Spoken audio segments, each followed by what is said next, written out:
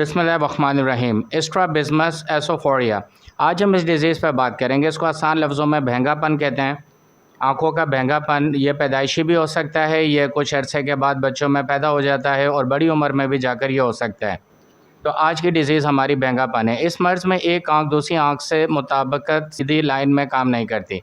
मतलब ये होता है कि भैंगापन में जब एक आँख अपने विज़न से, अपने सेंटर विज़न से दूर हट जाती है, तो दूसरी आँख जो बिल्कुल सही काम कर रही होती है वो उसकी डायरेक्शन में काम ना करने की वजह से ये भैंगापन आता है। इसमें आँख से मसल्स कमज़ोर हो जाते हैं। मतलब ये है कि जब एक आँख के अंदरूनी मसल्स कमज़ोर होते हैं तो वो अपने रेटिना यानी आई बॉल को सही डायरेक्शन में दूसरी आँख के साथ मिला कर नहीं रख सकता। इस एक कंडीशन को हम स्ट्रैबिस्मस यानी कि भैंगापन कहते हैं। इसकी कुछ सिम्टम्स होती हैं कि जब अगर भैंगापन होगा बच्चों में या बड़ों में तो फिर हमें क्या फ़ील होगा।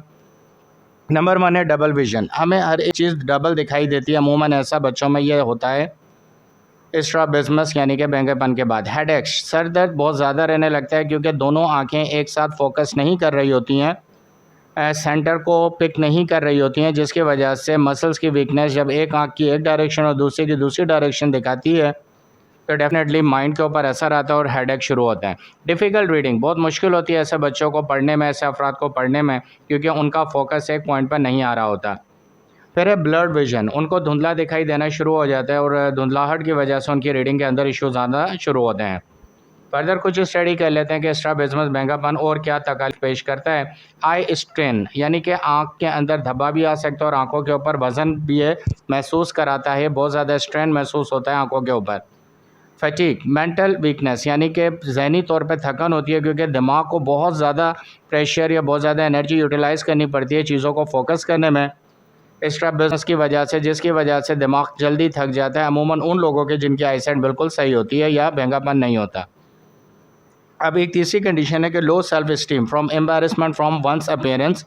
एक ऐसे बच्चों में, ऐसे अफराद के अंदर जो है सेल्फ़ कॉन्फिडेंस भी ख़त्म हो जाता है क्योंकि जब वो दूसरे अफराद के या मार्केट में या लोगों के दरमियान जाते हैं तो उन्हें ये महसूस होता है कि जैसे उनके भैंगेपन की वजह से लोग उनको एक्स्ट्रा ऑर्डिनरी फोकस कर रहे हैं और उनको इस तरह एक शर्मिंदगी महसूस होती है और ये शर्मिंदगी उनके ज़ाती कॉन्फिडेंस को, सेल्फ़ कॉन्फिडेंस को ब्रेक करती है। एक चौथी टाइप है कि पुअर विजन। ज़ाहिर सी बात है भैंगापन अभी मैंने आपसे डिस्कस किया कि सेंटर ऑफ पॉइंट पे वो फोकस नहीं कर पाते, जिसकी वजह से उनमें पुअर विजन यानी कि दिखना ख़राब हो जाता है। इसकी 2 होम्योपैथिक मेडिसिन है जो इन तमाम सिम्टम्स को, जो अभी आपसे मैंने डिस्कस किया, जो आपकी स्क्रीन पे मौजूद भी हैं, इन पे काम करेंगी। इन 3 मेडिसिन को हम स्टडी कर लेते हैं। नंबर 1 है साइक्लेमन, नंबर 2 है रूटा और नंबर 3 है साइक्यूटा। इन 3 मेडिसिन को हमें इस्तेमाल करना है सुबह, दोपहर, शाम। और इस्तेमाल करने का तरीका जो है, इसको 200 पावर पोटेंसी में हम यूज़ करेंगे और 10 कतरे इस्तेमाल करेंगे 1 घूंट उबले हुए पानी के अंदर। यानी साइक्लेमन आपने सुबह लेनी है, रूटा आपने दोपहर में और साइक्यूटा आपने शाम में लेनी है। और इसको आपने 10 दिन तक कंटिन्यू करना है। उसके बाद आपने 5 दिन का गैप देना है और दोबारा 10 के लिए कंटिन्यू करना है और 200 पावर पोटेंसी में लेनी है। तो इंशाल्लाह इन तीनों दवाइयों के इस्तेमाल से, ये जो ऊपर मैंने आपसे सारी चीज़ें जो आपके स्क्रीन के सामने हैं मैंने डिटेल से डिस्कस किए हैं, ये मामला छोटे बच्चों में भी और बड़े अफराद में भी ख़त्म हो जाएगा। मज़ीद रहनुमाई के लिए अगर आप समझते हैं कि ये केस क्रॉनिक है और इस दवाइयों ने काम करके एक हद तक जाके रोक दिया है तो आप व्हाट्सएप नंबर पर रब्ता कर सकते हैं।